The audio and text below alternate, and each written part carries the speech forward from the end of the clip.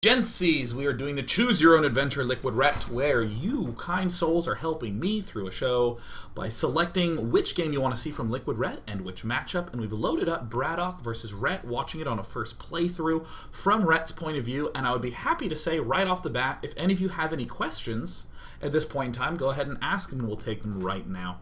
The big thing that I guess we've examined from LiquidRet's point of view is that he's doing something kind of standard looking. Going for the 4-queen opening, getting kind of delayed gas, doing the Stefano Zergling upgrades and all that stuff. But what we're doing is we're tying everything to what the Terran opponent can possibly be doing timing-wise. Oh, it's at 5:30, and I haven't seen Hellions. Oh, 5:45, and I've seen Hellions? Excellent. That's good, because now I know no big Marine push coming, likely not going to be a bunch of Marauders coming up after that. He can't have expanded too quickly. He could be going for Banshee. Generally, it's going to be some sort of tech play using the Hellions to defend, and the 8:30 to 9-minute mark is when we're really worried about some sort of medevac Hellion Marine push.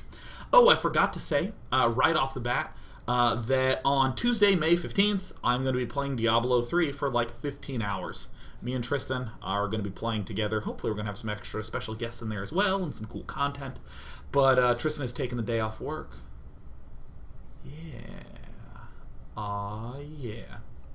Okay, so here's a great question from Madoin. Do you think Rhett could have been more aggressive at this point? I don't actually think there's any need to really be very aggressive. That can often be quite tempting to want to put pressure on your opponent, to think to yourself, oh god, what if I leave him alone too long and he gets to do what he wants?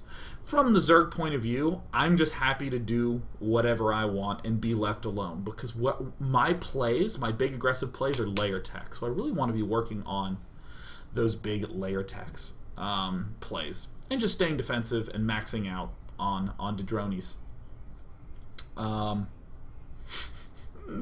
Everyone's just talking about Diablo 3. That's so awesome. Well, okay, what class will I be playing in Diablo 3? The Barbarian. Oh, I love the Barbarian. I'm gonna go ahead and hop back into the game.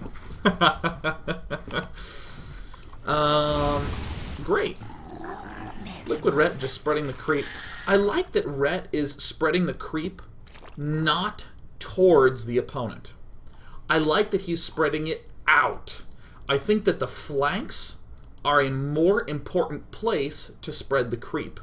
For two reasons. Well, okay, three reasons. The first reason that I just added on, to be reason number 3, that first one is that we just want to make sure that we're adjoining to our expansions, because defending all this area is going to be really important at the 9-minute mark. So I better get the creep over there. Remember, this is about as early as he can come swinging at me with Stim. And again, it's hard for him to have Stim and Combat Shield any earlier than 11. Okay, so the second reason I like this is that if a Terran is attacking, he's generally going to be coming down a lane like this. And if you spread your creep here, and he'll definitely scan, you're going to lose a lot of creep tumors here, and you're going to kind of have to restart the push. This stuff, it's very unlikely that he's going to be swinging this far to the side, so this is more guaranteed creep. I'm not saying that creep forward is bad, it's just hard to get the creep forward. The third big reason why I like this spreading up to this flank is that generally surrounding and counterattacking is a lot more important with standard Zerg styles than it is to have a super ultra-fast highway to his base. I like outward versus Terran, as opposed to towards the opponent. So that's quite fortunate for us that we ended up getting our queen out in time. Hey, 9-9-30, the infamous Hellion Marine medevac push. Again, if I'm hitting 10 minutes and he hasn't really done this stuff, I'm probably going to try to eke out another round of drones. I'm at 57 right now, but again, if I'm at 9:30 to 10, right around 10, there's, like, see this larva inject that just happened? If you're nailing your larva injects, there's one that'll pop out generally right around 10 or right before 10, and you can just spend that entire round of 8 churning out a set of drones. I like that one quite a bit. This is what I want to do. Great. So now we're just kind of in a standard defense mode. Where is this thing? Yep. building the baneling nest when our layer's about half done. Pretty typical timing. Rhett just, quite honestly, building a hatch because he can afford to build a hatch. And this is one of the things that we really despise about this kind of push. And this is actually why the baneling nest, you see Sheth starting the baneling nest around 8:15, 8:30. Because again, at 9:30 or so, this is when this push happens. So then I just easily spend the extra 20 seconds building the banelings. And they can participate in this little attack here. This really is one of the most brutal timing attacks ever, because about the earliest that you can get Mutalisks is 10 minutes. So this hits right before you get Mutalisks. So again, 8:15, 8:30, that's the money time. And of course, what was I talking about a lot? The drone round at 10 minutes never actually got started. So we're kind of stuck at 54 drones for a little while. We actually have to get these banelings up before we even consider doing anything more. But of course, centrifugal hooks goes down. +2, super priority. Infestation pit, super priority. Burrows, kind of cool. I actually don't know what my opinion is on that right now. I mean, obviously it's going to help a lot for drops and this kind of thing. You heard me talk about guaranteed creep spread. It's more likely to be guaranteed when it's over here, but of course, good Terrans will just kill off whatever they can anyways. Drops being annoying. This, I think analysis-wise, it's pretty clear what's going on. That was just awesome. Alright, go Rhett. Analysis-wise, I think it's pretty clear that Rhett has to build a lot of Zerglings. Can't really build any drones. Execution-wise, it's very difficult, making sure that everything is properly microed, but just leaving 2 banelings in the main with a handful of Zerglings is generally enough to clean up most drops. But now, finally, a full 2 minutes late, it looks like Rhett is going to be churning out the drones, which he needs to do so bad. I'd also note that the longer the Terran sticks around and does all these trades, the weaker his push will generally be. I haven't tried to calculate this, but I want to say that a typical push with Stim and Combat Shield happens around 12, 12:30, and if you kill off enough stuff, you can imagine that being delayed by about another 2 to 3 minutes. So I'm feeling pretty confident that I'm not going to be attacked till 14 to 15. I haven't seen this replay before because, again, we just said, screw it, do it live, yeah! But I can't imagine it being any earlier than 14:30 or so. I mean, even as I'm looking over here, it's about a minute a tank. So you probably want to wait 3-4 minutes. Or, excuse me, 2-3 minutes. That way you can get 3 or 4 tanks. It seems reasonable to me. So that's probably what's going to be going through my head as a Zerg player. Just as a general technique, you should have some minutes in your head after any attack where you're like, that's my safe zone. Standard safe zones would be if I'm in a Protoss vs Zerg and I see that he hasn't taken any geysers yet, then I know that I have about 3 minutes until he can have Zergling speed at the earliest. So I have 3 minutes of probe scouting where he just can't catch up to my probe. After big attacks fail, 2 to 3 minutes is generally a good rule for Terran. Terran specifically, just because I think they have the most annoying kind of production in the game. It's just very normal, and the units pop out at your own base, and there you go. So for the next, probably to around 14:30, 15, I'm going to feel fine. So I'm going to be going Infestor drone until I have my magical 75 drone count. And then I'm going to start gobbling up the watchtowers. I see no reason why we can't send 1 Zergling to see if this watchtower is available, maybe 2. But especially when this happens, I'm like, oh yeah, 15, 16. I add about another minute every time I see an expansion go on. I'm just adding on little numbers in my head. So sure, harassment can happen, but especially given how much he's losing, this is where we play this game. This is the game that I play all the time when I'm watching replays. Alright, ladies and gentlemen, I will ask you, turning everything off.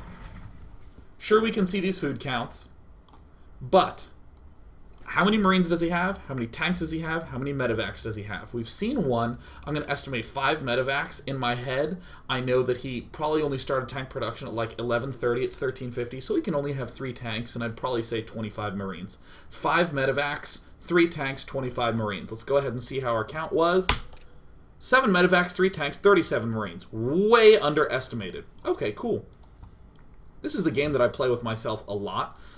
So great, our tank count was spot on, dead on. Marine count, way underestimated. This is the sort of thing that, you know, my read is off, and I need to figure out what it was and adjust it. I guess if he's making Marines 4 at a time, then that means he gets 8 a minute. He actually is generally getting 10 a minute, so yeah, that, if you calculate it, it makes total reasonable sense. I don't like doing as much calculation in the game, other than just with timing. Like, I don't think he can attack me for another 2-3 minutes. Like, that sort of thing. But I like to just do the stop and say, okay, I've just held off some attacks, about how much does he have now? Because if I can say that out loud in my head, then I know about how afraid I should be. Just really good harassment by Bradhawk. And one of the great parts about that early push is it killed off all the queens, so there's really nothing at all that we can do. So we're getting close to 15 minutes. You're starting to see Rhett go for these watchtowers. This is, I think, a smart time to go, because when did we say that attack was going to happen? Well, we were saying 14, 15 minutes or so, but now we saw this expansion go up, so I'm going to bump that up to like 15, 16 minutes. Now is about the time when I'm going, okay, next big attack coming in. Notice how clever this timing is from Rhett. A lot of times it's not just that you go for Broodlords. You're not just going, well, I don't know, I feel a little bored. I decided it was time for late game. I'm going to get the Broodlords up. We just held off this big attack at 12 minutes. If I look down and I say 16 minutes is probably when he's going to be attacking. Okay, I have 4 minutes. Cool. Hive takes 100 seconds to build. Pretty sure that's accurate. That sounds accurate. 100 seconds to build. 100 seconds to build. Okay. Greater Spire takes another 100 seconds to build. Alright, that's 200 seconds. Definitely a lot shorter than the Titanic movie, but about 2.5 minutes. Alright, cool. Alright. I guess, right now, at 15 minutes, when I still see that I have about a minute and a half to go, I know that I'm all going to be about trying to delay my opponent. You see these Zerglings coming out here? If we sat on our ass, we'd probably be getting attacked at 16. I'm still leaning towards 16 minutes. If we got attacked right there, we'd be screwed. So, this counterattack from Rhett isn't just a derp, counterattack's good. Counterattack because, shit, if he's attacking me in 30 seconds, I need to have some counterattack ready to delay during that period of time. Terran has not yet begun to move out. Terran's still doing these harassment drops. That's really, really annoying. But here comes some troops starting to move forward. You can see Terran, yep, 16 minutes. See how he just did some wing it math and it looks like, yeah. Oh, geez, okay. This is actually a fluke. He actually shouldn't be moving out exactly at 16 minutes, okay? That, I will say, that was too lucky on my part, right? It's generally like a range of like 30 seconds before or after. But cool, he's making us look awesome. 16 minutes is right when he moves out. Fantastic. Lovely. So these counterattacks from Rhett, very nicely timed. By the way, I just dropped a couple of frames. Super sorry. So if you got some choppiness, don't worry about it. So cool, we see this counterattack by LiquidRet. This is obviously good because we have our Greater Spire coming up, so hip hip hooray. But most importantly, it's all related back to what's going on with this clock. Dropping on the sides. And see, this is going to pose a big issue for us, because Braddock is just straight pushing the front without any sort of fear for whipping back around to deal with his counterattack. Fortunately, he got a little bit too overeager, and we cleaned him up! Also, these Corruptors, almost always people view the Corruptors as the units I got to do with the Broodlords, but note that that 16-minute attack hits us before we have Broodlords, so you should view these Corruptors as a pivotal part of defending mid-game pushes. Zergling, Infestor, Corruptor, because the Corruptors will kill the Medivacs and it'll be awesome. Mineral field depleted. Holla at ya balla.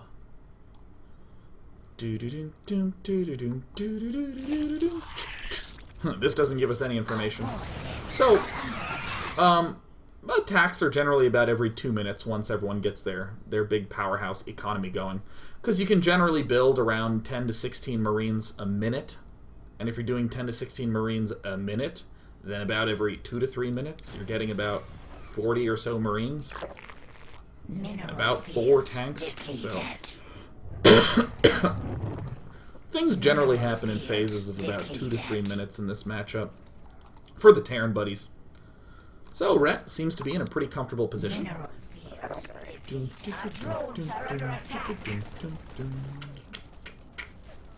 hip hooray.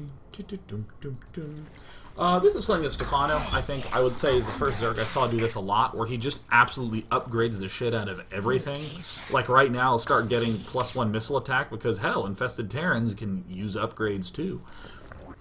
And I'm increasingly like, yeah, that's awesome. So, at this phase in the game, right as Broodlords are finishing up and start to move out across the map, this is where the Spinecrawler count needs to spike up, and you need to begin adding on more drones. Oh, look at that. Wow, Rhett, you are so cool. You're like Exhibit A all the time.